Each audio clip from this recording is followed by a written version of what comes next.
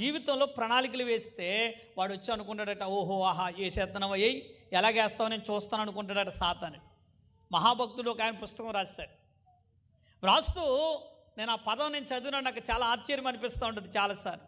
ప్రణాళికలు వేస్తే వాడు నవ్వుతాడట, అదే మనము మోకరించి ఆ ప్రణాళికను దేవుని పాదాల దగ్గర పెడితేనట సాతాను మన దగ్గరకు వచ్చి చూసి గజ గజ గజ గజ వణికి పారిపోతాడట. చప్పట్లు కొడుతూ ప్రభునామాన్ని గణపరుద్దాం.